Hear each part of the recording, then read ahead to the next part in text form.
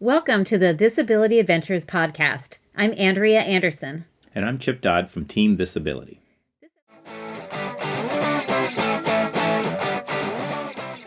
Okay, we are here today with Louis Bekdash and Jesse Hagberg. They were Team thisABILITY 2 for the recent C2C adventure race. They were a two-person male team, and I was really excited that they're racing together, mostly because I know they're both really passionate about adventure racing. And Louis, why don't you tell us, since you were the team captain and kind of brought you two together, how did you guys end up together? So funny story. I wasn't planning on doing the C2C, um, but then I got the itch because everybody was doing it, and this is like a big family reunion for AR. So I'm like, all right, what the heck?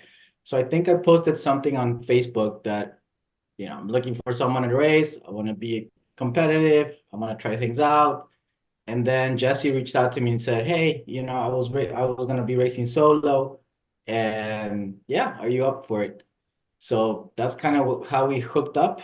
And then we had a couple of calls, kind of prepping up towards the race.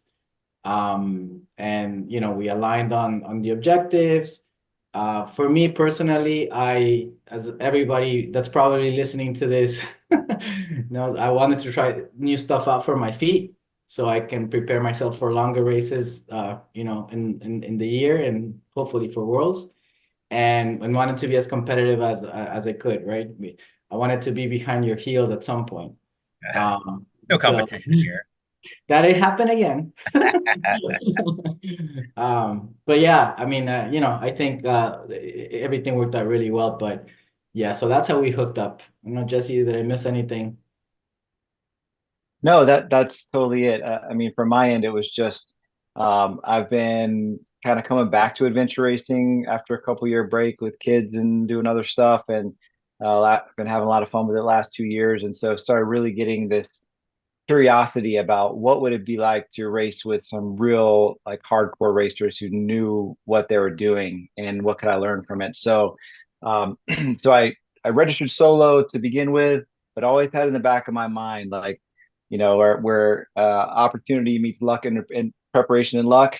And so literally the post that you made online was what I was waiting for. And I was going into a cycle class at 5 o'clock in the morning. I happened to pull up Facebook. I saw that. I'm like, Bethany, go hold my bike. We gotta do this. And I like wrote this 2-page long love letter to Luis about how I'm your man. Let's do this. And yeah, and then we had kind of a courting process with Zoom calls and getting a common sense of purpose. But yeah, that's about it. Yeah, I think I was excited too because, Jesse is in Richmond, which is close to our area. And so from time to time, we see each other at the orienteering events. And I just think it was going to be a good match. So where else should we go from here? You want to Well, start let me jump in from the real quick. beginning? Let Yeah. me jump in real quick because this was kind of funny. Like Lewis gets to C2C kind of last minute-ish, and Mike and Mark both kind of got there last minute. Jesse got there a little early, and we were like spending so much time together. Like, Jeff gave us one of the rooms that the volunteers weren't using. In my mind, I'm racing with Jesse, and it was like so weird. All of a sudden, like Mike and Mark are there, and then Jesse starts hanging out with Lewis. Like, where'd my teammate go? It was like hilarious. We kind of operated as a unit there for a while. So it was You a lot of kept fun. turning around with like some logistical stuff, like, okay, Jesse, and you're like, wait a minute, we're not okay, we're You're not not on my racing together. team. It's so You're much just fun. you're in here, you're up in the circle, but Yeah. But I mean, where's we were Mike like and Mark? in the room, in your room, getting our gear all sorted out, and it just started feeling like we were getting ready to hit this race, and like the connections being made, we're getting wired up, and then we blew it up and switched teams, But it was kind of fun. Well, I love that we have two thisABILITY teams.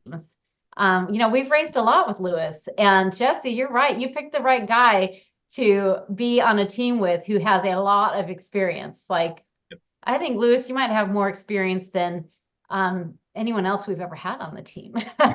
Probably us combined. Yeah. You've Yeah. played in a lot of Senshi more than we've done races in expedition. Well, so anyway, moving on. The race itself is supposed to be 72 hours.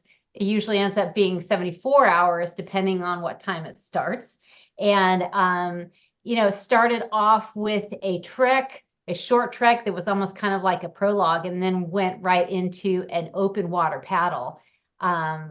So what did you guys think at the start? How did it go for you guys?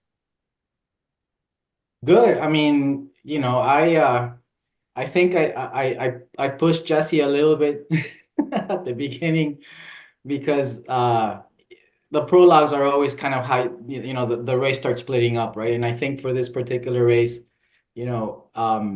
I personally I wanted to go fast and push a little bit hard. So as you guys saw, we were right behind you on the prologue, trying to keep up with you. And my intention was to get us to the water really quick to avoid all the traffic in the water, right? Because it typically gets very trafficy in the water. But yeah, I think we got there right behind you. We took a little bit longer in the transition area. And then the story began, with the paddle and then finding someone struggling. So I'll let Jesse tell everyone about that. Yeah, so prologue was fast and furious. I was way overdressed, and I planned during this race as if it was a summertime race. So I was carrying way too much water almost the whole race. So I'm loaded down, too much weight, too many clothes, trying to chase this guy who is just going like a bat out of hell. So I started overheating pretty quickly on the track. So I had to like we gotta back it down a little bit, which was the saddest look I ever saw in my life as he's like watching you guys go around the corner, like, but we can keep up with him. But we made it to the paddle. We had a bit of our slowdown there. So if you guys have seen The Big Lebowski, the scene where the dude and Walter are at the cliff and they're like scattering Donnie's remains into the wind. So they pass the remains out and the wind blows back in their face. It reminded me of this because we get there, pull out all of our empty bladders and bottles, start filling them up with water, and then I go to pour in my tailwind into them, and this 15-knot wind that's blowing off of the water catches it and blows this huge cloud right across probably 20 feet straight into Jeff Leininger's face. Like he's walking along, just like, whoa, and it's just like this whole cloud thing. I'm like, so it was like a little bit of a cluster, just getting the calories into the water, into the boat, getting the boat set up, and that type of thing. But eventually we launched and we got out there, and there are definitely some boats that got ahead of us during that portion, but we started catching up a little bit. So we should talk about the water. We did not do this on our Race Ramble, but this is good for kind of newer teams. We always try to keep our podcast educational. The cutoffs on the weight were very tight, right? Because we had a paddle bag, and for us, we had one paddle bag with 4 people. You guys were 2-person, so you probably could have slipped some water in your paddle bag. Did you guys do the same thing we did, where you got on the bus with like 500 gallons of water and then dump it in the woods before the boat? Just because a team Yeah. that didn't figure that out, like you had to do the prologue for whatever that was, an hour and a Yeah. half, and then you had to do like a 9-hour paddle, but all the weights were such, and you're not gonna be able to filter it because it's salt water and you're 2K from the marsh. You really needed a lot of water. And did you guys have a trick that you did before you started?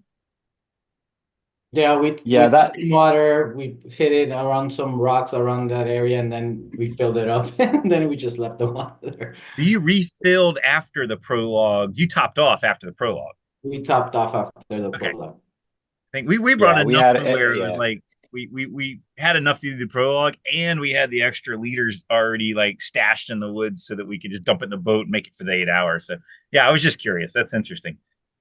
It's Yeah, so I think the easy. slowdown was trying to transfer it from, we had the 2-gallon jugs, like the Deer Park jugs, and should have just chucked them in the boat, but instead we're like kind of poured into bladders and bottles, and you know. Yeah. It's such a hectic time in the race also, to those first few, the prologue and all that. It's hard not to get wrapped up in the frenzy of it, Yeah. Yeah, so we finally get on the water, and how would you describe that? Jesse, I know you've even lived on a sailboat before, so you're really comfortable in the water. How would you describe that paddle? So I would say I've been watching the weather for 2 days in advance. So knowing exactly where the wind was going to clock around at what time of day. So telling Luis and anybody else who listen, like, okay, we're going to have a headwind going down this river, and then we're going to have it hitting us on the side of our boat when we make the turn around the lighthouse. And that's a 10-mile-an-hour wind. Doesn't sound like a big deal, but coming across the whole Gulf of Mexico means those waves can build up. So I was having like a miniature crisis about what kind of sea conditions we could be facing. Um, in a canoe, it wasn't that big of a deal. I mean, we're both strong paddlers, so we motored into it and then made the turn. It was really more unsettling for people in those little tiny kayaks with a 275-pound weight limit. That was just, they only had this much above the water. That was a little sketchy. But Jesse, I know this is a podcast, but we're also on YouTube. Can you share you had the tracker or your track where you could overlay it so anybody that's watching it could actually see the track? That'd be helpful. Sure. Yeah. Well, I think everybody was really surprised about this opening paddle because, of course, we don't know anything about the course until you get your maps at 5:30 a.m. and you get on the bus. We could have been on a lake, we could have been on a river, we didn't know, and all of a sudden, especially those of us that are a little bit experienced, that are like, "Holy crap, we're going in the Gulf of Mexico for a long time, and we're going to shore." Like if you scroll up a little bit, if you go from the lighthouse to the turn with a straight line, the coast is curved, and if you're trying to be competitive and do a straight line, you are 2 or 3 K offshore, right? Yeah, exactly. Yeah, so we did have the one checkpoint on this little island, so we wouldn't have done a total straight shot, but yeah, from relatively straight from here to that island, for checkpoint 6, I think it was, and then from there it's pretty indistinct coast. Like you can't really tell where these rivers are. It just kind of looks like flat seagrass for as far as the eye can see, all the way out to the next mouth of the river. And you wouldn't think, like, normally you would think ocean. It feels like an ocean, right? Gulf of Mexico might as well be an ocean from a from an outside observer. You can't see over the horizon. Yeah. And I had no idea that like a 10 or 20K stretch of basically oceanfront property is marsh grass. There are no houses. You couldn't see anything man-made from the time you made the turn at that lighthouse.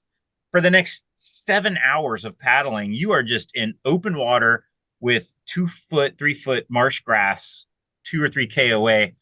For me, it felt very remote. I'm not sure if that's how you guys felt. We're like, whoa, I want to get off this before dark. Yeah, for sure. And so there was also an outbound tide. So for the people who are listening, you won't be able to see this as well, but the tide is coming from the north to the south, outbound. So there's a current, a distinct current as all the swamp is draining and heading out to sea. So while the wind's blowing us towards shore, the current is pulling us out and away from shore. Which we got into this rescue situation where that became real apparent because the boats were acting like sails blowing onshore, and the person in the water was being pulled out to sea essentially by the current. Yeah, so you had a beautiful write-up of all of the details of the rescue. But I think it's worth going through it here now just to help educate people of what to do if you need to help somebody. And yeah, I want to hear all about that. Yeah, so we're basically motoring across, doing this long kind of 4 or 5 hour paddle across the Appalachia Bay, I think it's called. Um, Luis and I were taking kind of a more of an outside track, straight line track with our compass instead of hugging the coast. And as we're going along, we see this confab of canoes, 3 or 4 canoes up ahead, kind of off to the left of us. And we were watching them for quite a while, for a kilometer or more, and they're just not moving. We're kind of like, what's going on? And then we see this kayak bow flip up into the air and over onto its side. We're like, oh, somebody's in the water. So we talked about it briefly. I basically let Luis know, like, look, I know what to do here.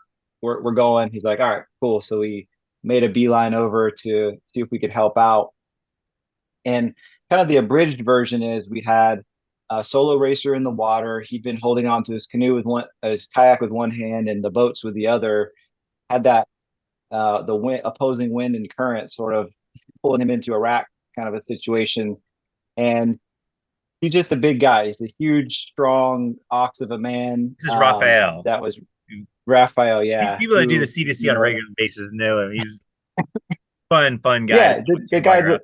He's huge. He's a horse. He's an awesome dude, but he's not meant for a tiny little 10-foot kayak.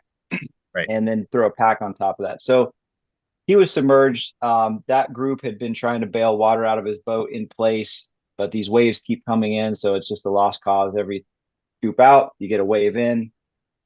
So we kind of just got everybody organized, had them raft up the canoes to make a more stable platform. Then got his kayak pivoted around, pulled the drain plug out, and then pushed that away, and then had him push the tail end of his boat down, which raises the bow, and put that bow onto the middle of our canoe raft and kind of up and over it. So with this maneuver, and Chip posted a good video online for how to do this. It's called a T-rescue. You flip the kayak upside down, which makes this big, huge cockpit hole underneath. So as you're pulling the kayak up onto the canoes, all the water is draining out of the bow, out of the cockpit, and then eventually, as you keep sliding it up further onto the canoes, it's draining out that drain hole in the back. So you get it high and dry, flip it over, put the drain plug back in, get that in the water. So that was step one. And then step two was getting Raphael out of the water. And at this point, he'd been in the water for quite some time. It was a cold day. Fortunately, he was a great sport and mentioned that he does cold plunges, so he was okay, but it was urgent to get him out. So we had tied one of our canoe ends to the bow of the other canoe, so it kind of formed this 3-foot little bridge. They wouldn't separate. Maneuvered Raphael around the noses of the canoes and kind of in between two canoes, and then he did as much of a pull-up as he could on the gunnel of each canoe. Now, meanwhile, we had like 8 people stabilizing all the canoes all over the place to keep them from tipping in and us all capsizing. But he got up to maybe shoulder height. So I put 1 foot in each canoe and just reached down, did a squat, reached under his armpits, stood up once I got his hip to the rail, flipped him in one of the boats. And then suddenly his weight and my weight were in the front of our canoe, which meant we were like this high above the water. So I kind of leapt back over into the other canoe, into this very terrified woman's lap, basically. So we didn't sink. She's like, oh, like we're going to go down. I was like, nope, we just distributed weight real fast. And then, took a moment, bailed a bunch of water out, and then eventually got Raphael back into his kayak. So it was very exciting for sure. And Yeah, I think wow. one of our other friends, I think, was with you, Isaac Spangler, right? Wasn't he there to help you? Yes, yeah. Isaac and Brian were there. Yeah. They were super big help. They were there ahead of us, but they were just kind of trying to manage the boat and the man and get everything together. But once we showed up, we were able to get that canoe raft in more of a stable platform. So they were definitely still helpful, like sliding the kayak up and on and just keeping us all from tipping, which was super helpful. Yeah, So it was a big group effort. I'm always impressed with the AR community, how we all come together when it's needed. And I'm sure he was really grateful that you guys came along, but also that there were so many other boats there to help stabilize everything because, yeah, you don't want everybody to end up in the drink. So I'm super impressed with how you guys handled that. And, also, we always consider all of the other boats on the water safety boats. So was there a safety boat? Yeah. Well, yeah, because there were a lot of racers. Anyway, great job. I would just say, like, for the community, the takeaway is, and now that I've read a bunch of other people's race reports, it's very cool to get all these different perspectives. There's kind of two bags. There's people who are kind of cruising by, who really didn't understand the magnitude of the situation. They're just kind of like, oh, somebody fell in the water and now they're getting them out. Like, we're keeping on. And then there were other people who just identified that they were going to be too many cooks in the kitchen, like just too much to add to this. So they went by. But the thing that I think we didn't do a great job of and need to think about for next time is coordinating with the race director and the race safety system. Because we had a couple people call. I was really just focused on the rescue, but we didn't really ever close that loop and make sure that the race team knew that everything was fine. We're kind of like, they'll follow our dots and see it. But I just think that process of like, if you're going to be in a rescue, know for one, you're going to get a time credit because we're all out there to rescue each other. And two, you got to communicate with the race organization to at least make them aware of what's going on. And they had a safety boat. So the idea is that if your rescue went wrong and more than one boat capsized, it would be nice to have a legit boat out there on the scene, but that may have taken 15 minutes to motor out there. So it's kind of like, and I guess looking back at it is like, it would be nice if help was on the way and then you make the decision to call them off. But yeah, exactly. Yeah. So help is coming. Without getting into too much of the details, I think it was good that we self-served because what help was there was sort of spread out at the tail end of the race, or some of the less experienced racers who were still, swamping in the river, much less out in Appalachia Bay. Okay. I also think it's important to recognize that, you became a leader. Like sometimes with so many people helping, it can get to be just too chaotic. And that's when someone really does need to take charge and say, this is what we're doing, and direct people to what is needed. So just really great job. Yep.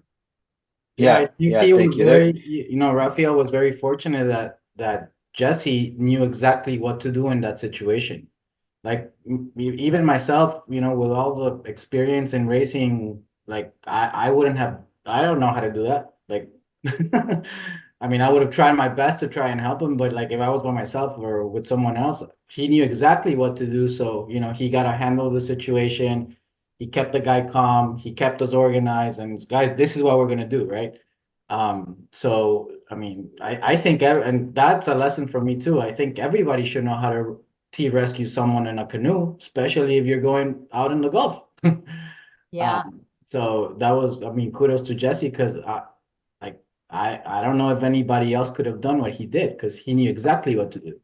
And it took a team too, because I don't think that there's any way, if it was just one canoe, that you could have gotten him in the boat. You needed more than one canoe to create a stable platform that he can use both hands to pull up and not tip the boat. So it was good that you were working together with another team. Yeah, I mean, there was. And if we hadn't had other teams, there was another team trying to help him out, but they didn't know what to do. I mean, Right. they just kept drafting, right? So, just we got there and just like, okay, here's what we're gonna do. Guys, come here, let's do this, blah, blah, blah. So yeah, I mean, Props. I think that's a lesson for everyone to really kind of, hey, at least look up a video on YouTube on how to rescue someone on a canoe before you go on a race, right? And learn what to do. Yeah. And so, Jesse, where did you post that? Was it the Florida Adventure Racing group and the Mid Atlantic and the C2C group? Like where somebody, if they're listening to this, they I did it on I did it on my personal page and then just to the Florida C2C group, but it's probably worth putting out on the Mid Atlantic as well, just as kind of general, race report knowledge transfer. Yep. Yeah, I think that's a great idea. And this brought my mind thinking to a question we've been asked when we have new teammates is like, how soon did you guys feel like a team? Like, and we didn't even talk about what roles you went into the race having, but how long did it take before you guys felt like a team, and what were your team roles? That's a good question. I mean, I think we complemented each other really well, and as you guys know, I rather work as a democracy rather than here's what you do, and I'm the captain, and you do this and you do that. I think in my particular case, it's we make decisions together, and at the end of the day, we need to make one critical decision where we're struggling, then the captain steps in, right? But I think we hit it off. I mean, I saw immediately that Jesse was the numbers guy. He carried the maps really well. When we were going through the maps, he knew exactly where we were. I learned a lot from him too, from a navigation perspective, more in the water, right? So he's a great paddler, very, very efficient paddler, knows how to read the rivers, knows how to read the ocean. So I learned a lot. We had a huge freaking compass there that was directing us perfectly, which I've never done that before in a canoe, which was amazing. He's like, we're going that way, and that's the way that we're going, and perfect. So I don't know. I think like we maybe at the beginning I was pushing a little bit, in the first trek or the prologue, but after that I think we got into the rhythm, and then he's like, we gotta get in the swing he picked up that line from a movie, and there were parts of the race where we were swinging, and there were other parts where we were trying to do our best, but I think they went really well. Yeah, definitely. So like Lewis said, we established early on he was going to be captain. We were going to operate democratically for the most part. I was going to be primary nav. For those people out there who don't know, don't let this guy fool you. He can nav his ass off. So there are tons of times when I'm like trying to solve a problem, and he literally just like slide in sideways on his bike and be like, "Oh, we're just going to go down to the river. We're looking for this feature." Boom, and I'm like, "Okay, yeah, we got it." So he was really able to hold a mental picture of the map well with just a brief glance, and then get us on track. Yeah, so that takes us, I guess we're up to the paddle. The next thing was a bike after that, and then a trek. So how did those two legs go for you? Good, but I think before we go there, first you guys have developed a whole timesheet trying to estimate the timings and all of that.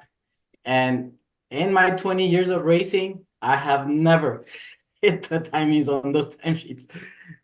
For me, and maybe for those listening, for me personally, that serves me to kind of organize my race, right? Like how many calories I should be taking, like what type of gear should be in my bin. And as you guys know, I like to be kind of organized when it comes to the bin. So I just get in the transition, get in and get out. I'm not as fast as Caitlin, but it works for me. No one is. Nobody is. Let's just put that up. Nobody is as fast in the transition as Caitlin. So if you're hearing queen of the transition areas, yes, you're the fastest transitioner in the world. But for me, another thing that I was trying for this race was actually I wanted to, try the whole feed situation, and also fueling. So I went super light on this race. I measured my calories by like hour, and I went super, super light, and it really worked for me.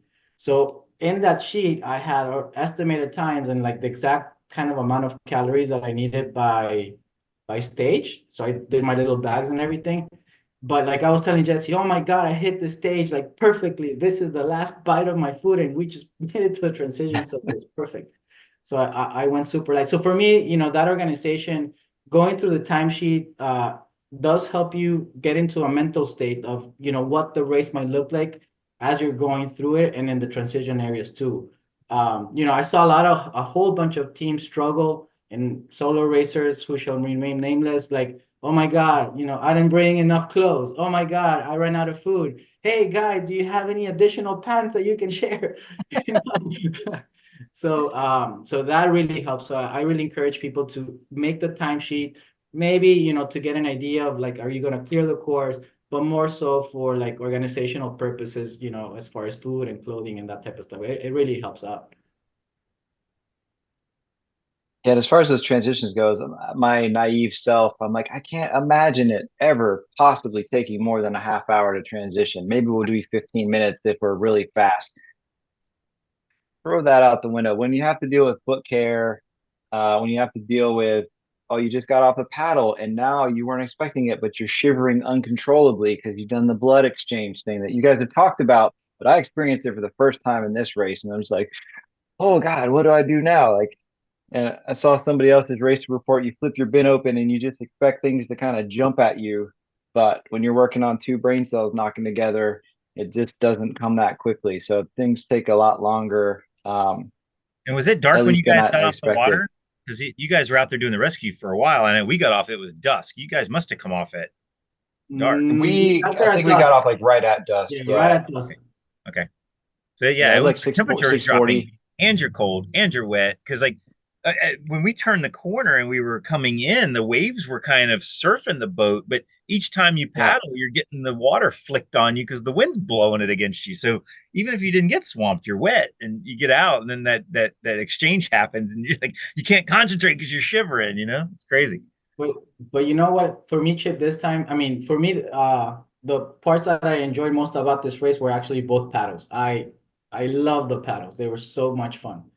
But I tried something new, and I was never cold in the paddles, even when we got to the, like, when we got to the first transition area, I wasn't cold. I was actually kind of hot, and I left my bike in shorts and a t-shirt. But I tried a couple of new things that worked for me just to keep my body temperature warm through the paddle and when we transitioned out. And it worked really well in both paddles. I mean, when we got through, I know we're going to talk about the second paddle later, but that was a cold paddle, and I even slept in the boat. Wish So I what'd got. you do? What's the secret? So I was wearing this, it's not thermal, but it's made out of, it's not even wool. It's like, this synthetic material, like a wife beater under everything, which I use for biking when I used to We bike. call that a tank top, Louis. Tank top. Sorry. tank Nobody top. knows what a tank top is. A wife beater. Wife Oh, beater. yeah. I used that, It's gonna and be for the American South. I was wearing my rain pants all throughout. Typically never wear my rain pants when I paddle because I find them uncomfortable. And then I used pogies on the second paddle, which was a freaking lifesaver, and Yeah. keeping my head warm. But I was never cold in this race, like ever. So I want to add just one thing in there. I use pogies too. I thought they helped enormously. And one other thing I meant to mention in our last podcast, I used Ziploc bags on my feet, and it was awesome. Like I put dry socks on, then I put the Ziploc bags, and they were the Flex Seal, like the flexible Ziploc bags, and I put those over my socks, and then I put my shoes on, and then I tucked the top of the bag into my pants. And having dry feet is just amazing what a difference Ooh. that does to your Yeah. core temperature. Yep. Anyway, Yeah. good for you. So It worked. So I'm gonna be using them over. Yeah. I mean, I tested a whole bunch of things in this race and tested hypotheses that are working, fortunately. yeah. So pogies and rain pants, right? That's what you were saying? Yeah. You should also keep in your head, And like you And get keeping your something to head stop the drips warm. from getting on your head and making your head wet. Yeah. Yeah. Yeah. And the awesome. other thing I would say that I learned from Jesse actually is he's a very efficient paddler. So even though we were a little bit behind after the first transition in the water, we were paddling very efficiently. We passed a whole bunch of teams until we got to the rescue. And one thing that I never noticed before is that actually in the canoe when you're have a two-person canoe, like you gotta paddle opposite, right? So if I'm paddling to the left, he's gotta be paddling to the right, and that just levels the canoe. So night and day of difference, like crazy. So that was great. Maybe we need to try that, Chip. It We did. was As We long, did. night and yeah, day. as long Lewis as is your right. boat's long enough. If you're on the same side, because the canoe's a little bit wider, and so you have to kind of lean over to get to it, and you wobble. So when I was paddling, a lot of times I was opposite of you, and it levels the boat. And Mhm. yeah, Oh, and yeah. you can't do that with three people because you'll click Right. paddles. It's Right. only if you have two people, you have Yeah. enough Two distance. people, yeah. But that works really I well. didn't know what was going on back there. Sometimes I'm in my own world when I'm on the paddle. So anyway, you got off the water, you get onto the bike, and you did your transition, get onto the bike. Mhm. How'd that next bike go? How was the nav for that, Jesse? So the we had some challenges right out of the gate with estimating distance. So at one point we're like the distance on this map is crap, it's not working. Eventually figured out that the sensor for our bike computers had been kind of moved while our bikes were being moved from place to place. So it wasn't off, but it wasn't picking up every revolution. So like we fought with this for like probably 15 minutes of trying to figure out why no distance is working. The roads aren't falling where they're supposed to be. And then we got off and like adjusted everything and got it working again. And then the other thing, which Lewis and I haven't talked about this yet, but I was doing this harebrained thing where I would measure a distance on the map, and then instead of going down to the scale on that map, I was flipping it over to use the distance on the backside of the map. Well, sometimes the scales are different because it's a different map. So like it took a while to like unscrew that type of situation. They're like but we were like, these maps are garbage. The world's not matching up with what we're looking at. But then we kind of figured it out. So. Don't you hate when it sometimes is user Yeah. error? And you know, I'd prefer that. It's in your control. You can fix it for next time. yeah, and the tricky part about this race, as always, is, do I give up points at the beginning of the race? Do I give up points at the end of the race?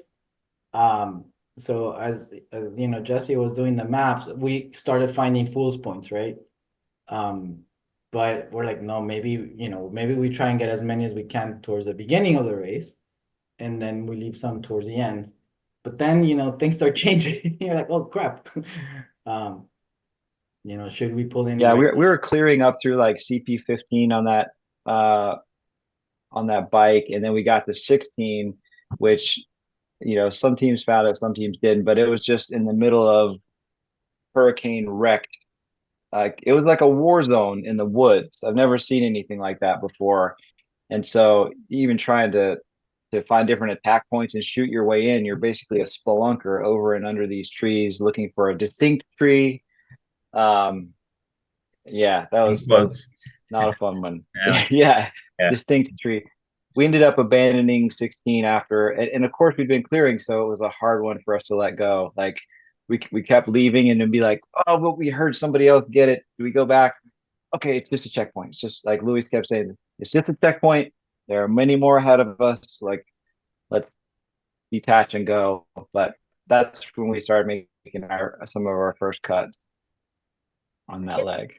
It's really hard to know when to start cutting. Yeah. Had you already started thinking about the cutoff that was looming, or were you just judging by your own time chart, or what were you thinking about besides just the amount of time you had spent trying to get the point? Well, our initial time chart said we needed to cut 10 points somewhere during the race. Like it was just, by our estimated rate of travel, we at least needed to cut 10. So we were kind of looking for where those are going to start getting sticky.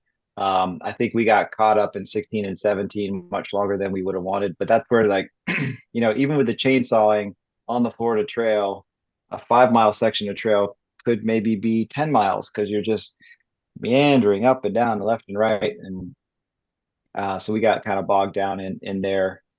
But I think after we made 1 or 2 cuts, it became a little easier to do that when we needed to later.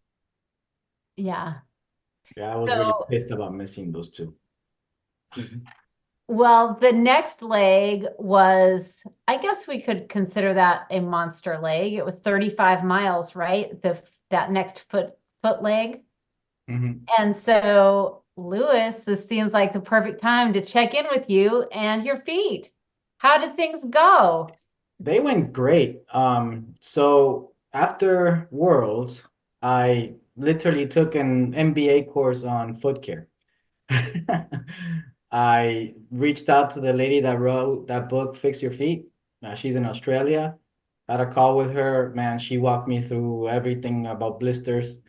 And, for those of you that are listening, I struggled with blisters towards the end of Worlds with Chip and Andrea and Caitlin. And I was really like, I need to get this fixed. Like, I need to fix, because I never got blisters before. But it turns out that, as you age, your running mechanics change, the way that you put your feet on the ground change, and that's what's causing these pinch blisters, right? So she's like, there's no lube, there's no cream, there's nothing that you can do in order, like, to really avoid these blisters. But there's one solution. So the solution is, you wear your toe socks, right? The Njinji socks. And then there's this special kind of tape that's called an endo tape that's very waterproof and it's extremely slippery. So that doesn't allow the blisters to just, to touch the toes to touch with each other. So, here I am with my toe fingers with tape around the socks, and it worked really well. I got a little tiny blister just because I didn't cut the tape right. But I had no issues with my feet. Like, no, I just got one little tiny blister that I had to pop in one of the transitions, and I was fine. So monster truck went well. I think we did a good. We found all the checkpoint there. I think I if I'm not mistaken. We did a good. We had a good time. The weather was good, except for when we got soaked in the rain, which we had a lot of fun. Jesse found one checkpoint that I was like, how the hell did you find that checkpoint? Like, we were just with another couple of teams there and they left. I don't remember which one that was. I think it was 22 or It was 23. around the sinkholes. Yeah, The it was sinkholes, around yeah. some of those sinkholes. Like, Yeah. damn, man, like that, like, I don't know how the hell he found it because I was like completely out of it. But yeah, I enjoyed that trekking section. It was fun.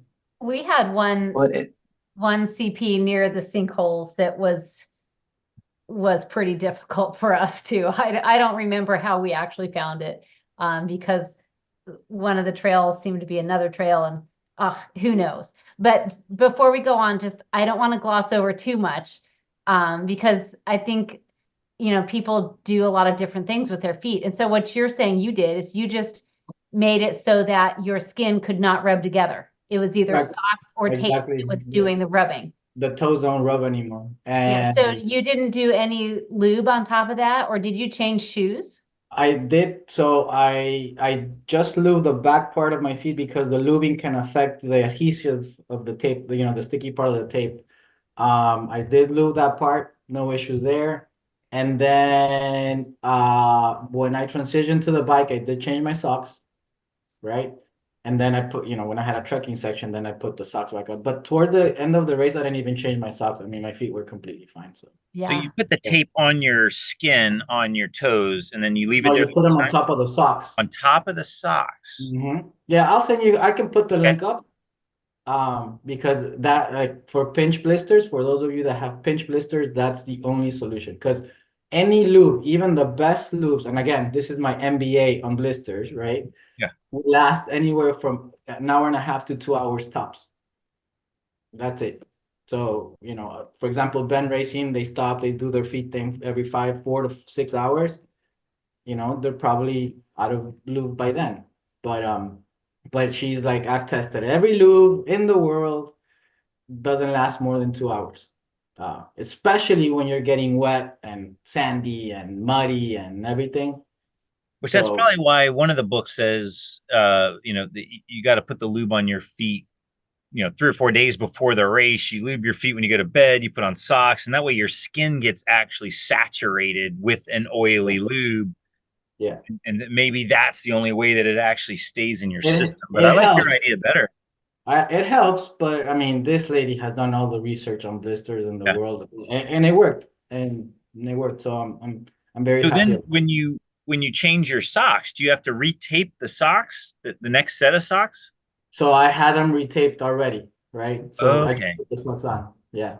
So you before the race, you put the socks on, you add the Put the tape, socks on. So take the Andrea, socks off, and try not she to helped mess with me. them. So I have 5 pairs of socks that all have the tape They in all have them. the tape on them. Okay. And Yeah. then the tape is stopping the friction between the Yeah. socks, between the toes and the socks.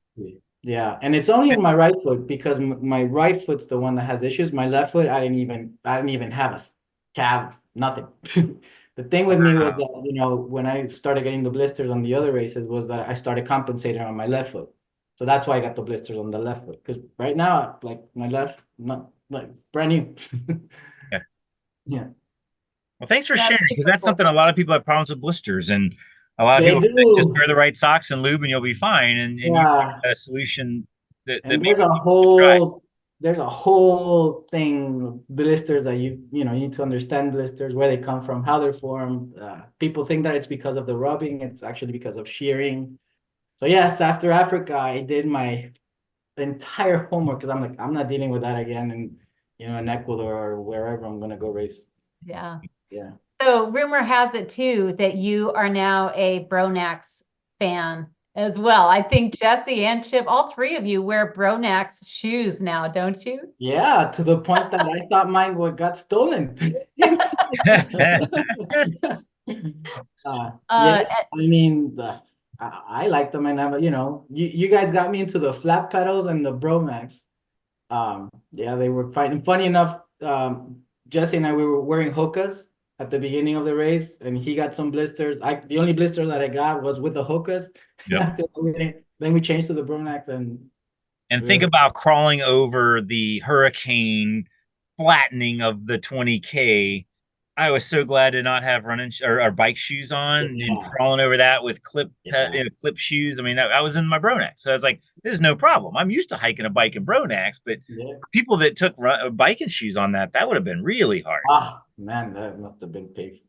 Yeah. Not Yeah, So, I threw my expensive trail Hokas away at the end of this race because, and I was telling Chip at the post race dinner, the Bronax has saved my race because I was getting these blisters in my Hokas, and then as soon as I switched them out to the trusty Bronax, no more problems. So at the end of the race, I was like, all right, these are going to go to a good cause, but not on my feet anymore. God, that's awesome. You're gonna I throw away just a love $160 pair of shoes to wear a $40 pair of shoes that work better in an adventure race. Yeah. And they I have love not it. yet sponsored our podcast. This is all personal experience. We are not receiving any money to plug Ronax. Go on Amazon, get yourself a pair if you want a wide toe box, and ultras and Hokas are not doing it for you. So, moving on, Jesse, it seems like around about this time in the race might have been when you passed over how long you had ever raced before, right? Like, what was your longest race before this? And did you did you recognize when that time passed? And what did you Oh feel? yeah. Oh yeah. No, so I had done the 50-hour last spring, the Rev 350 hour. Okay, So it was much further than this, but okay. trust me when I say I was clocking like every hour. I'm like, okay, I'm within 6 hours of the longest I've ever raced. I'm within 5 hours, and I was like really counting it down. And then, we crossed into it a little over a day later. But the thing that was going on with me at this time, and I wrote briefly about it, but about halfway through the first paddle, I developed a cough and would later find out that I had full-blown flu type A, which is the worst kind for adults, come on in the first day of the race, and then I just descended into this gross mucus flu monster for the next almost 3 days. So I was kind of in my own personal uh, hell of suck. And Luis was doing a great job of like using every motivational tool in the book of, just embrace the suck and just pedal and just watch my pedals, just hang on behind me and all this stuff. But I was definitely knocked down a few rungs of output. So became difficult to keep up with a world class racer like Luis, who was fully recovered from Africa and just like looking for blood. This is and not to call anybody out, but this you and Doug Silk were hanging out for a while, right? And then he had the flu leading into this. So we thought you were good to go, which is half the reason why we were hanging out prior to the race, right? So I guess after the race Yeah. started, you and most likely picked up whatever he had leading into the race. Oh, for sure. Yeah, we drove 9 hours on the way down from Richmond to Florida. He was coughing on the way down. He got the call from his wife that his kid was sick in the car, like around Tallahassee or Jacksonville, and we were like, "Oh no!" And that's when we activated all the like, "Okay, I can't stay. I gotta stay in a different hotel room and this and that." And Doug went straight to urgent care and got Tamiflu that first night and had a horrible night. He was throwing up all kinds of bad stuff. Meanwhile, I was safely tucked away in the disability hotel room, at Southern Oaks. And then it was like a 2 days of like, okay, well, if I have any symptoms, I'm going to urgent care getting Tamiflu. And I thought I was good. Started the race, felt good. And then it was like 4 or 5 hours later, it's like, oh Uh, crap. Ah, So yeah, just was what it the good was. thing Andrea and I are in the van, so you had the hotel room Yeah. quarters, but we didn't stay in the room with you more than just an hour here and there with the door open. well, Yeah. Well, I don't think I was contagious until I started coughing up stuff. But yeah, and I think Luis may have. I'm surely I gave it to him during our intimate time together of 72 whatever hours, but Well, seemed to bounce back. Let's be clear. So we're biking in one of the Oh biking. no. and I'm Here it comes. behind him. I'm about to be so embarrassed. All I'm right, behind let's him, get it and out then there. he goes and does the farmer's blow, and I'm right behind him. Oh, So I crop got all the dusted. mucus and the virus literally in my face, Straight to the face. straight to the face. Like, dude. Yeah. I'm still I'd coughing. been checking for a while. He was a little ways back, and then he got right into my draft. I blew one, and I hear from behind like, I was like, oh, my wife for one is never gonna let me live that down. She hears that story, but yeah, I'll never stop being sorry for that. It was disgusting. And you, I mean, what do you expect, Luis? I mean, you can't help it. You got to get that stuff out. You But Jesse, did you take any meds or did you ever consider like you might not be able to continue? I mean, you guys finished. You did great. Great. I considered taking meds. We were kind of in our last day of biking, and we stopped at a convenience store. I thought about getting meds. It came down to we were still on the clock. Everybody's still kind of like, we got to keep going, keep going, keep going. So rather than getting meds and slowing us down, I just didn't, which is probably a mistake. Or next time I'll just have it in my gear bin so I can just, shove it down and keep moving. But no, never even a glimpse of did I want to withdraw or quit. Lots of, the negative thoughts come to call, and are you enough, and are you an imposter, and blah blah blah. As soon as those started happening, I just take them, and I visualize this bowl over my right shoulder. I would drop those negative thoughts in there and say, we're going to deal with those after the end of the race, and I'm going to replace that with curiosity of like what's possible. And that seemed to be a good mental routine to get into. You need to take those thoughts, you stick them in torpedo tube number 2, and then you go, just let Lewis deal with those thoughts. Yeah. No, he was collecting those thoughts, Chip. Collecting them. Yeah. He didn't want them to be strewn all over the woods or Lewis. Fire in the hole. Yeah, I think Awesome. I Good think on you for keeping going then. That's good. Well, I mean, a lot of people, you're getting into the race. It's your first really long race, and at some point we all suffer, and sometimes it just takes an excuse to say, guys, I can't do this. I got the flu. I just got to drop out. And so good on you for like going, nope, sorry, that's a bad thought. We're gonna put it in the bowl and eject it. We'll talk about that later. But the idea is that you kept moving forward, one foot in front of the other. Maybe you had to slow down, take a little extra food, take a little extra nap. But the idea is like, I'm not quitting unless I can't move forward, and that says a lot about your grit. Yeah, and I think it sounds like you guys in your race, you had a very even, like everybody was pretty even, Steven. Everybody's pulling at the same output level. That's not always the case. So when you have an offset between two teammates, like Luis was super strong, I was knocked down, and honestly, like having raced with Luis, I take a look at my training plan and I'm like, am I just screwing around here? Like, what am I doing? Because he's on a whole other level. But it can be difficult for both sides, from the weaker racer who's like feeling guilty about it, for the stronger racer who's like maybe not getting to have the race of their dreams where they feel like they could go get. So I think we did a good job of kind of playing that and kind of being kind and working through it. well, cut yourself a little bit of a break, you know. It was either your longest race and you were sick. And I'm curious now if you were able to sleep. And when did you guys sleep for the first time? Because sometimes when you're, congested, that can make it even more difficult. But where'd you sleep? Yeah, Luis, you want to take that one? You're kind of our sleep master for when and where we were dropping down. trying to remember. So TA,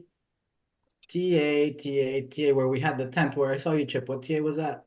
Well, there's the O relay. Most of us were The trying to O sleep relay. the O So we were relay, but targeting the O it was relay. hard to get to the O relay with no sleep. Like we Yes. took a 20, or I think we took a 20 before we got there. Did we sleep before that? I don't think we did. So, I don't so think I've you got did. I it think fresh in you my said mind you were if pushing. it's helpful. Well, we did on the long bike leg, overnight bike leg, we had a 5-minute stop. and I don't know if that you call that sleep, but it's just 5 minutes, put our feet up. And then somewhere along down the way, we're on the big long trek. We did 10 minutes. Oh, right. Yeah. And then I started losing my marbles around White Springs as we're biking into that town. Like I'm looking at the maps, Luis is asking me questions about it. I could no longer read the English language. Like I'm seeing symbols and lines. They're just, and he's just looking at me, and I'm trying to describe what I'm seeing. He's like, okay, TV timeout. So we went and found, I think maybe it was a bank, got up on the porch, Oh, and he that's right. basically See, I forgot about that. put me down for 45 minutes. We set a watch, beep, 45 minutes, and then pop back up. Suddenly I'm able to read English again, and maps making sense. And then from there we pretty much pushed to the, through to the O relay, where we flip flop back and forth. We did that much faster than we thought we did. So I think I had allocated 2 hours apiece, but we were like maybe an hour each. I know at least Luis was running. I ran a little bit, but we were trying to knock that out. Yeah, I've never seen someone sleep. So when we stopped at White Springs, I've never seen someone sleep with their legs up. Like he was snoring with his legs up. Like, Like okay. straight up against the wall. Like, Yeah. Yep. Oh yeah. That was at yeah. first for me. I'm like, wow, like he was out. Now I remember, yeah. Yeah. But I've never seen somebody sleep and snore with their legs up. I didn't sleep very much. I mean, I couldn't sleep there. So I was like in my groove when we stopped, and so my adrenaline was up and I couldn't sleep. Then we stopped at the O relay. So Jesse was good. I tried to sleep, but even though the tent was far away from everyone, it was still noisy and I didn't sleep very much. So I think I ended up like in the whole race sleeping like 20 minutes. Wow. Yeah, I was That's timing myself. I mean, I'm I not gonna didn't say sleep. that's impressive, but it's like the fact that you were still functioning like that. I don't know. Like Andrew and I had, I don't know, we probably got 4 hours of Yeah, sleep during because this I race. heard I was everything. still I heard like hallucinating. yeah, because when we were there, I heard you guys Wow. leaving. Then Jesse came back, and then I just, was ready for him. She came in, he slept, and I went to get out, did the B part of the O relay. Um, and yeah, I was fine. Then on that paddle, that's where I got my very good sleep. Yeah. Like I slept Moving for on the 10 boat. minutes in that paddle, and it was like, wow. Let me rewind for a second. Just again, a lot of newer racers, trying to think like what's different. Okay, so Jesse, I know the answer, but just tell me, why were you sleeping with your legs up? Basically to drain the lactic acid fluids that have been building up in my legs. So my goal was to have them up and then slide back and put them down, but I fell asleep so fast and so hard that just was my L-shaped position of my life. Yeah. So were you So getting cramps and that's the lactic acid, or were you no, getting puffy and swollen and that type of thing? Or neither. It's just kind of like I'm used to, if I go for a really long run, I'll typically do a leg drain either with some compression sleeves or just throw my legs up and kind of massage them out. So it's just sort of part of what I'm used to doing, getting my feet up above my head. And yeah, I don't know. Just it seems I seem to feel like I have lighter, fresher legs after having my legs up yep. For a bit of time. So you'll see that a lot of times, like if like let's say Randy Erickson's there taking photos like 3 or 4 days into a big expedition, you'll see a lot of people like maybe their legs are up on their gear bin or it's up on a wall. People raise their feet, and a lot of times, especially newer racers, they get puffy. Like all of a sudden your feet swell and it's like you can't fit in your shoes. I mean, there's stories of people that actually had to cut the sides out of their shoes because their feet have expanded, or they purposely put a second set of shoes that are one size up in their gear bin because halfway through the race you can't fit in your original shoes. Andrew and I had that problem when we did our first expedition in Belize, and we're like, holy crap, this is weird. My feet are like twice the size, and your ankles are puffy, and your legs are puffy. And then what's weird is the more we race these longer races, it's almost like our bodies adapted and said, oh, every once in a while, these two dumbasses go running around in the woods for 5 days straight. This is normal. I'm going to learn how the lymph system, whatever drains it. And all of a sudden, my feet don't get puffy anymore. So that's why I wanted to bring that up. And this is your first expedition. I wasn't sure if you were doing it because you're actually solving a problem that you saw that was happening and you knew how to solve it, or was it just comfortable? But I just want to bring that Yeah, up. it's like, they say like, so your circulatory system are the rivers of your body, and the lymphatic system are kind of the swamps. If if you have your legs up, then that helps the fluid drain out of that. All the areas of your body is kind of between the blood vessels. It's sitting in the swamp of your body. So it just helps to get down and get processed by your kidneys. That's my story. I'm sticking to it. Yeah, that sounds good. I wanted to tell you, and I'm not sure if I did already, but when we saw you, or one of the times I remember seeing you, we were coming out of the TA at the O relay, and you were out on the O relay, and I had no idea you were feeling bad, and you were jogging along, and you like kind of cheered, and I was like so stoked. I'm like, oh, that's awesome. They're having a great race too. So I had no idea you Yeah. were fighting anything.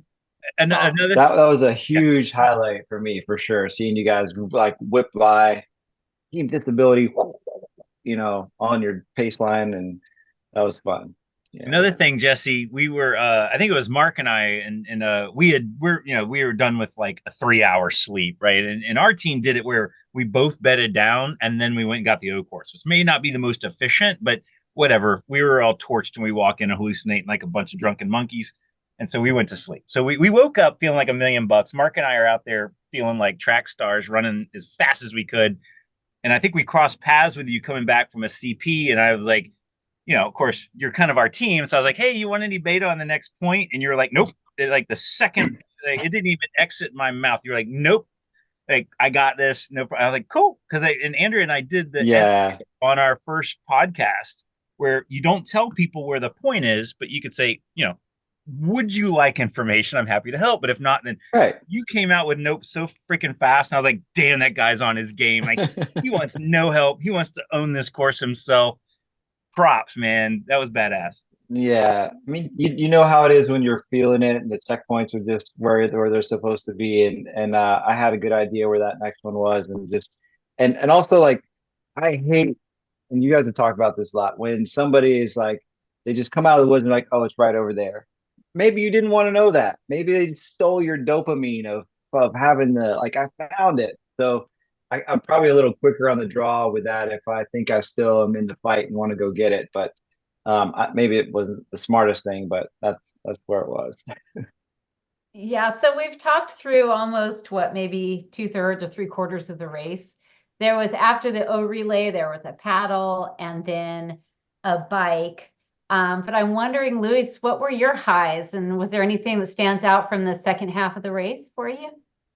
Definitely the paddle. I mean, I enjoy the O relay. I mean, because I'm like, oh, finally I get to nav, do my thing. And I went fast. That checkpoint 9, I think it was one of the ones that was super far away. That one, people were struggling and I nailed it. So I was super happy about that. And I think the second part was a lot of fun for both of us because we actually ended up partnering with Isaac and Brian. So we had a lot of fun with those guys.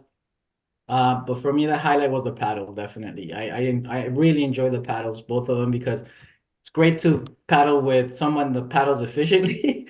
And it was great. And on the second paddle, we started at night and we got out of those canals, which was a little bit tricky at the beginning. And Jesse just navigated the boat so well. And then I got super sleepy. Like I was like, dude, I'm out. Like I haven't slept. So we kind of finagled a way where I could lay down on the boat. So he kept paddling, and I'm like, dude, I need 10 minutes. I'll be fine in 10 minutes. Literally 10 minutes after, I'm like, all right, I'm up. I put my music on, and man, it was insane. Like, we passed 12 teams on that paddle. So Can I take a guess? if you look at the times, we were probably one of the fastest teams on that paddle. Because it was like crazy. It was Shakira, right? It had to be Shakira. It had everything. Okay, I had to remove Shakira from my music. I was like, oh, I just can't do this. No, I need like punk rock or something that'll keep me awake. But for you, Shakira, like you're back in action. Yeah, but it was like we were on cocaine on that paddle And props on that. That paddle was hard because the checkpoints were up in these inlets that if you didn't know exactly where you are, you would go by and have no idea the inlet was there. So you really had to have situational awareness. You had to be timing yourself, watching the compass. I'm sure many teams blew by those points and had no idea that they just passed them, but it was a beautiful paddle. Moon was out, weather was good, there was no waves. So if we're getting towards the end of the race, the big crazy was that last cutoff. We thought we had to. I mean, they probably gave you the same talk they gave us, which was like, if you're competitive and you want to have a podium potential, then you've got to cross the St. John's. But if you're non-competitive, you can take out at the mouth of the Black Creek. But there was a 6 a.m. cutoff, and most of us were cutting points and hauling ass trying to make sure we can make that. So talk about the end of your race. You guys obviously made it through the first cutoff at it was 2, and then it got moved to 5. What about that second cutoff? Were you guys in a hurry? Were you worried, or were you? Because it sounds like you were a little bit behind us, and I know we were very worried about missing it. Go ahead, just. Yeah, I mean, we at that point, so it's not that difficult navigation if you've already decided you're going to skip all these checkpoints and just haul ass down the river to make the cutoff. So that made things really easy. And then, like, we were like kind of worried about, are we going to make the cutoff or not? Luis took his 10 minutes, no, not 1 second longer, and he sat up. And I don't know what possessed this man, but he popped on the music, and we did something I didn't think was possible. It was borderline irresponsible. We were to the point where we like pull up next to some canoes, look at them, and be like, engage, just take off, tearing down the river. And we did that all the way. So like Isaac and Brian were with us. They were able to draft our boat, ride our wave for a good portion of the way down. And then we saw a boat coming up the river, and they said they didn't give us an option. Everybody's got to pull out at the mouth of the river. And so we did. We pulled out there, loaded like paddle into the back of some moving trucks. After spending some time with those hand dryers in the bathroom to try to warm up, and then our big thing was we wanted to do the long bike at the end. We wanted to hit. We didn't want to be short coursed. We wanted to like do the full everything we could do without being short coursed. So we were able to hit that goal. How did you like? Important. Again, you listened to our race ramble. That was one of my favorite parts was that last bike. But tell us about that. I mean, did you guys have as much fun as we did, like hauling ass on those mountain bike trails? And then we had a tailwind going down to the beach to get our sand. Like, was that as enjoyable as we had? So the urban part, at this point, I was probably fully delirious, full on flu. At that point, Isaac came in and he was navigating from Team Spangly, and I was just sort of, I couldn't tell you what planet I was on. I was hanging onto the back of the pace line, going through all those urban areas, and so, at one point we had to take a 10-minute safety sleep by this sign, kind of in front of this big neighborhood, because we were all like, we're gonna crash and die if we don't shut down for a few minutes. But then after that, one of the big things I learned, 10 minutes can change your whole world. And so that 10-minute sleep, then it was super fun. Now, fun for Luis and Isaac and Brian, who are real strong bikers. They were trading off, pulling. But we cruised across the state, got onto the mountain bike trails, which were for the most part fun. And then that, ripping down A1A again, Luis was just like, he was pulling us at like 30K an hour. We're tucked in, just ear to ear grin. Like, only thing we got to do is hold on to this guy's wheel because he's going to pull us to the finish, and kind of lay it all out there. Yeah, we were going fast there. Yeah, it was nice. It was fun. Yeah. I don't know if it's the tailwind or what, or just the energy of like, you're almost there. So, Jesse, it was your first expedition. I know, Luis, you've done this a couple times before. Big whoop, we just made it 3 days. That's not 8 days. We've done more. Jesse, how was it filling that sand up? Was it as like life-changing, holy shit, tears, this is amazing, as it was for us? Yeah, it was good. I mean, Were you awake? we jumped in the ocean. Yeah. At that, I mean, you can't go 30K an hour and not have your heart pumping and be awake. So we whipped in there, got our sand. I kind of remember that a little bit. We jumped in the ocean, which was important to me. And then as I'm like trying to put my clothes back on, Luis is like, "You see those teams? Those teams that are leaving, they're beating us." So it's like, "Oh crap!" So we jump back on the bike, roll, fast across the bridge and finish And then we came in as a kind of a super pack of four with Team Spangly. I got off my bike, and that bowl that I kept talking about over my right shoulder, full of all those unaddressed emotions, just dumped on me like a big Gatorade container at the Super Bowl. And I cried my eyes out for at least like 5 minutes, like ugly crying. My wife tried to FaceTime me, and I'm looking at my phone, and she's like, "Are you okay?" And I'm just like, you know, feeling all the feels. Hunter rolls up and he just points at me. He's like, "I tried it every single one of these that I've crossed the finish line. That's exactly right." Um, so it was hugely emotional. Having all the like gratitude, grief, all of these feelings. Gratitude for Luis for helping pull through. But then the other one, which was I was really curious about, is was I going to get to that point and want more? And I knew for a fact, even as sick as I was, that I could go another day at least. Maybe need some more sleep, but that I was hooked, line and sinker. Yeah, I always say that like at the end, I feel most alive, and all of the emotions you feel are higher than your normal highs, lower than your normal lows. But on average, you get to the end and you're like, holy crap, like this is the most unbelievable thing. And I know some people get to the end and like, hell no, never doing it again. So I'm super stoked that you got hooked line and sinker. As you just found out, expedition racing is way different than your average little 24-hour backyard. Whoop-de-doo, get a banana and a Coke and you're done. This is expedition is a little more life changing, I think. And so I'm glad that you got the bug. Me too. Yeah. Well done, Jesse Yeah. Maria. All We right, had so we're at the we had a finish, little folks. code name. We had a little code name when we found checkpoints, so other teams wouldn't know that we were talking about finding checkpoints.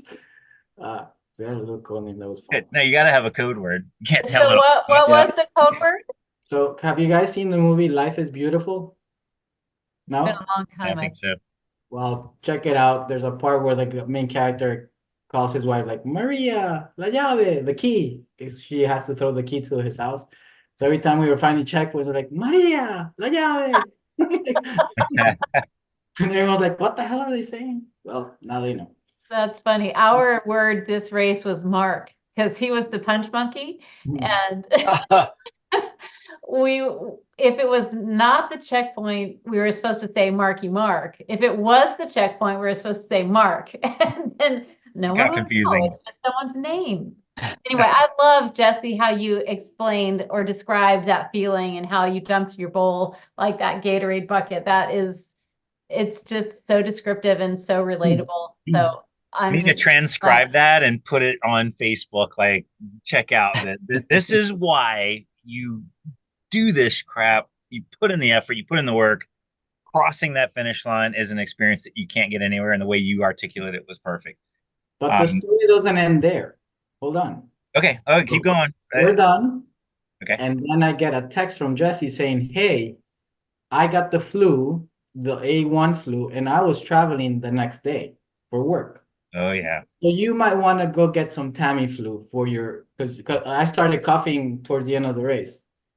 So I'm like, yeah, this was like probably like Monday. I'm like coughing my lungs out because I got whatever crap he got, and I had to travel on Tuesday. So Oh, I'm looking for an emergency, whatever, 24-hour thing. And they're like, yeah, we'll give you the results in 24 hours. I'm like, no, I need the results like now because I need to travel tomorrow.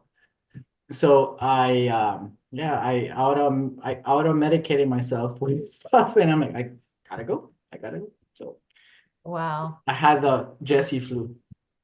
Well, Yeah, and as soon as I text him, he goes, "It's because you gave me your boogers." Yep.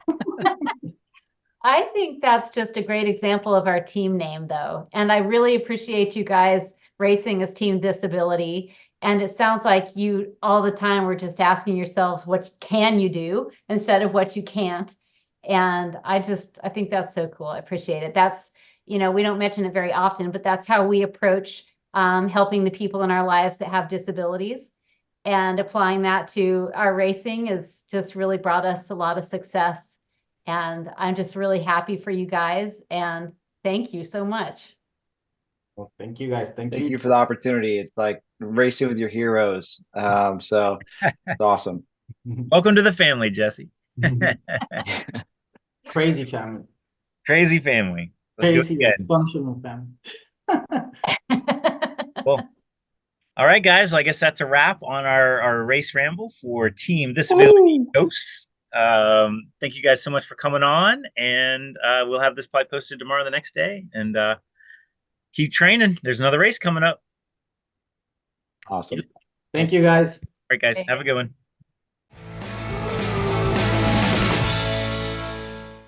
We hope you enjoyed this podcast. Please take a moment to leave a rating and a comment. If you have a question for the next mailbag segment, call 757-354-4795 and leave us a voicemail or a text with your name, city you are calling from, and your question. To find additional content, including the video versions of these discussions, you can search for thisABILITY Racing on YouTube, Facebook, and Instagram. We hope this podcast inspired you to focus on your abilities and plan your next adventure. See you on the trail.